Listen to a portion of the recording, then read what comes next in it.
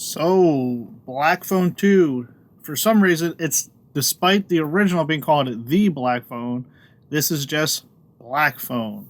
So, we're going to talk about the sequel to a film I didn't really care about. Shocker, because a lot of people love it, but I thought it was a lot of wasted opportunities and didn't capitalize on the concept.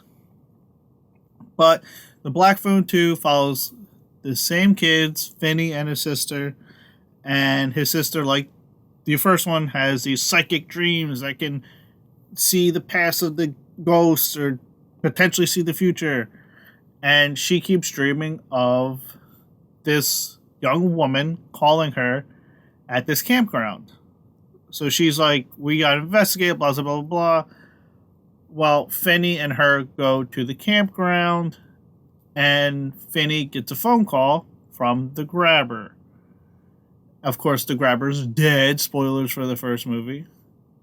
And the easiest way to sum this up is the grabber is basically just Freddy Krueger now, where he can haunt you in your dreams, and he can, if he hurts you in your dream, he hurts you in real life, and it's a little silly, in my opinion.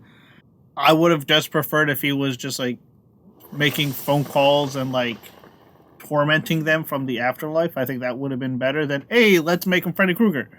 But yeah, not my movie. So yeah, what did I like about it? I like the performances for the most part are good. There are some really odd performances where you're like, oh, this performance is great, and then like out of nowhere they get like really wooden. And it's like, that's odd. And I like the grabber a lot. He's still very cool. He's a cool villain. The masks are cool. But because of the mask, he's very difficult to understand. And there's times where he was speaking, I didn't really understand him.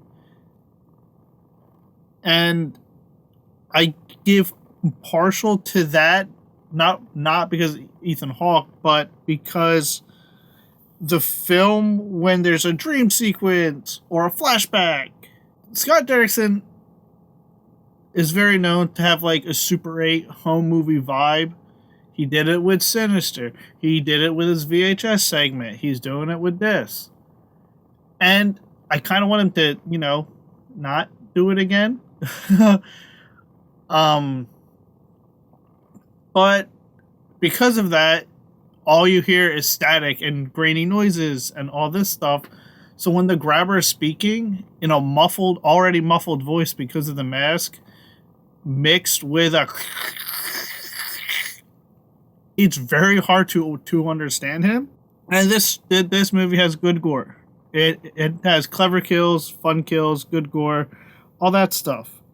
But that's kind of all I really liked about it. Because, like I said, this is just Sinister mixed with Freddy Krueger. Like, it doesn't particularly feel like a Black Phone sequel because it doesn't have those vibes, which is fine. A lot of sequels don't have vibes of the first movie. But it just made me want to watch Sinister or A Nightmare on Elm Street because they're such superior movies. This movie has good gore, but it's also oddly violent in ways that the first one wasn't. And I was like, oh, so they're going more for shock value here than actual scares or anything. And for me, that didn't really work because it's not particularly scary. I don't think I ever was scared or felt tension. And this film adds backstory to the grabber, which I was like, that's fine, but like it doesn't add anything to the character. Like, they explain, like, oh, his real name, when he started. And it's like, that's cool, but, like, we don't know his motivations or, like, his childhood or why he did what he did. It's just like, oh, here's his name. And it's like, what do you expect me to do with this information? And another thing that makes it like Sinister is the soundtrack. Yeah, the soundtrack just sounds like the Sinister soundtrack. And again, it just made me want to go watch Sinister. And this movie has too much melodrama. There's so many scenes of just characters speaking that makes you forget that you're watching like a horror thriller, and at times it's like these characters just got done this traumatic event and they're just like casually like talking and laughing, and it's weird. And it's just too long. This movie's 2 hours long for no reason. This film did not need to be 2 hours long. They could have cut down like 20 minutes and it would have been perfect. But yeah, Black Phone 2, I feel like they could have done more with the concept. I didn't really care for the characters. And the Super 8 dream sequences are cool, but Scott Derrickson, you gotta give me something new here, buddy. And I love The Gorge. And I was so happy that that didn't have any of that stuff. But yeah, Black Phone 2, it's fine. It gets the job done. It's alright. But like always, feel free to like, comment, subscribe. Thanks for watching. Keep being good people.